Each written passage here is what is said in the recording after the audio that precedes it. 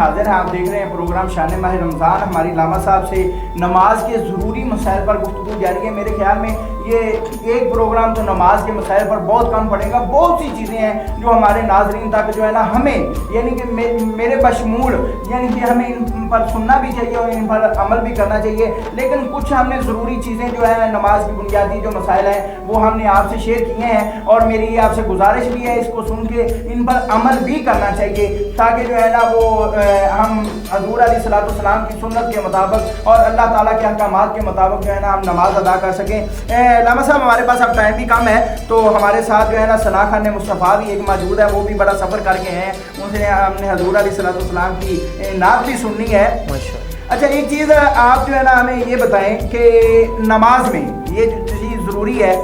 اکثر ایک تو چیز یہ ہے, سب سے پہلے ایک چیز یہ بتائیں کہ نماز ہم جو ہے نیت کر لیتے ہیں امام کے پیچھے کہ ہم پیچھے اسی امام کے, اس کے بعد جو نمازی ہے امام قرات بھی کرتا ہے, سورۃ فاتحہ بھی پڑھتا ہے.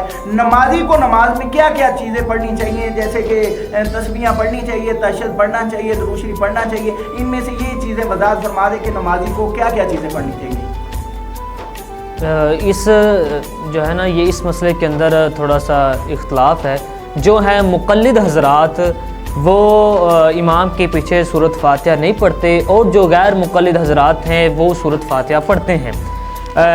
چونکہ الحمدللہ میں مقلد ہوں تو لہٰذا میں اپنے طریقے کے مطابق اس سوال کا جواب دینا چاہوں گا کہ امام اعظم رحمۃ اللہ تعالیٰ علیہ آپ نے احادیث کے ذریعے اور قرآن حدیث کے مطابق آپ نے ہمیں یہ مسئلہ بتایا ہے کہ امام کے پیچھے سورۃ فاتحہ نہیں پڑھنی چاہیے, کہ جب قرآن پاک پڑھا جا رہا ہے تو خاموشی کے ساتھ وَإِذَا قُرِئَ الْقُرْآنُ فَاسْتَمِعُوا لَهُ, کہ جب تم قرآن پاک پڑھا جا رہا ہو تو تم خاموشی کے ساتھ اس کو سنو.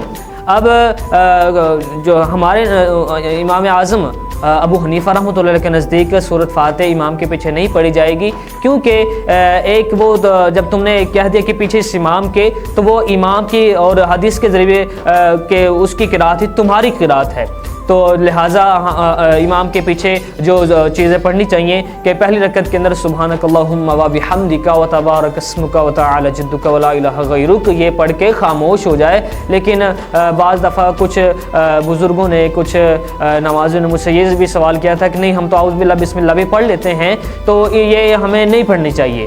صرف پہلی رکعت کے اندر ثنا پڑھ کے یعنی کہ سبحانک اللہ یہ پڑھ کے ہمیں خاموش ہو جانا چاہیے. پھر اس کے بعد رکوع کے اندر اور جب امام کہہ رہا ولا الضالین تو ہمیں آمین کہنا چاہیے. اس کے بعد رکوع کے اندر تسبیحات ہمیں پڑھنی چاہیے, سبحان ربی العظیم, سبحان ربی العظیم, سبحان ربی العظیم.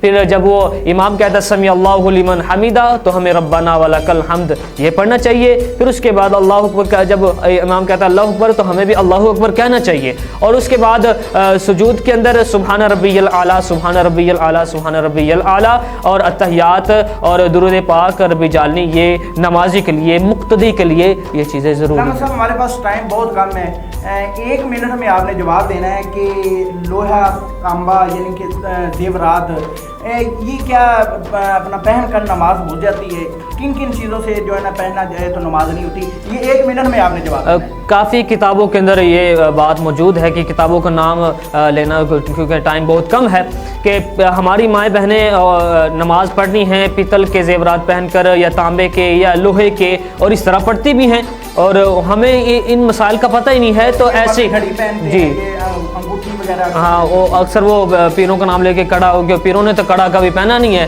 تو وہ کڑا ان کو بدنام کروانے کے لیے کڑا پہن کے اور کہہ کے ہم یہ فلانے بابا فرید رحمۃ اللہ علیہ کے یا ادھر سے آئے پاک پتن سے لے کے آئے ادھر سے لے کے آئے ہوں.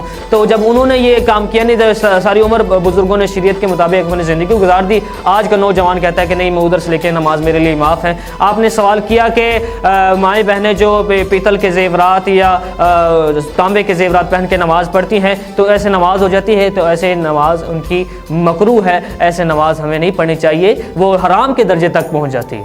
جی ناظرین بالکل علامہ صاحب نے بڑی اچھی گفتگو فرمائی اور ضروری مسائل پر آپ نے گفتگو کی ہے. بالکل میں جو ہے نا یہ کڑے کی بات تھوڑی سی وضاحت کروں گا کہ وہ اپنی نسبت ہے, اگر کوئی پہنتا ہے پہن لے, لیکن نماز اس کی نہیں ہوگی. یہ چیز ضروری ہے کیونکہ دین جو ہے وہ کسی جو ہے نا کسی چیز کا محتاج نہیں ہے. دین کا جو حکم ہے وہ یہی ہے کہ لوہے کی کوئی بھی چیز ہوگی, تانبے کی ہوگی, پیتل کی ہوگی وہ اس سے آپ کی نماز نہیں ہوگی. اگر مرد نے سونا بھی پہنا ہوگا تو مرد کی بھی نماز نہیں ہوگی. ناظرین ابھی ہمارے ساتھ جو ہے نا ثنا خان مصطفیٰ موجود ہے, بڑے اچھے انداز میں حضور کی ثنا خوانی کرتے ہیں. ابھی چلتے ہیں ہم نعت شریف کی طرف. زکی